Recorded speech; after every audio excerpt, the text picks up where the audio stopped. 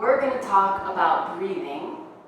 You would think it's such a natural thing to do, and thankfully, yes, it is an involuntary action, but for a lot of us, we don't really think about breathing daily, and it's something that's so important for us to have in mind when we're working out so that we can keep ourselves oxygenated. It's good for detoxification as well, but it's going to help us to get results in our body that we're looking for. So we're looking for exhales to help with connection, and maybe inhales to help with lengthening, getting space or expansion in the body. So by using the breath in a meaningful way, you'll be able to enhance your workouts and help to also bring good clarity to the mind and to the body.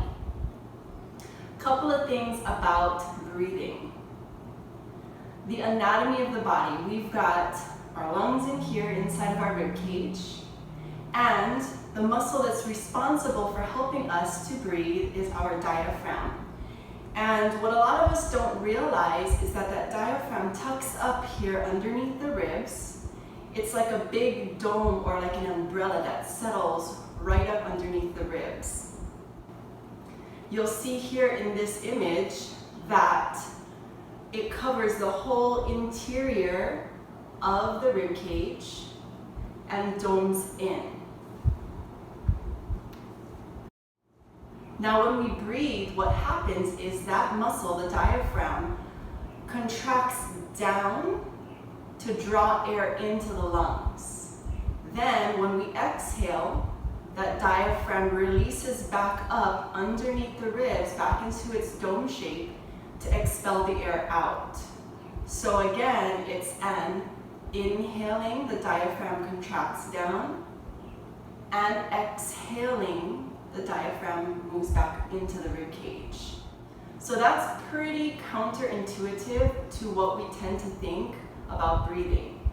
Now, how that affects our abdominals, our core body, is when that diaphragm is moving down to take in air, it's gonna displace some of the space here in the abdomen. So it tends to make us wider, fuller, and expand. So that's why, again, inhaling can help us to expand and stretch when we need to stretch. But for abdominal work, it's not going to help us to distend the belly or to get full in the abdomen area.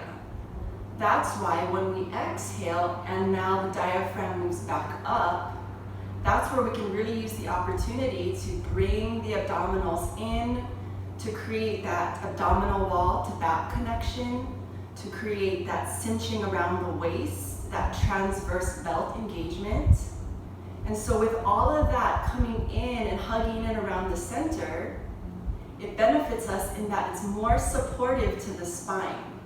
So when those muscles hug around our midsection, not only do they support the spine by tractioning and giving us that axial elongation, but it's also going to support the organs and all of the contents in our abdomen area. So now that you know a little bit more about breathing, the anatomy of breathing, the physiology of breathing, maybe that will help you to understand its importance in your practice.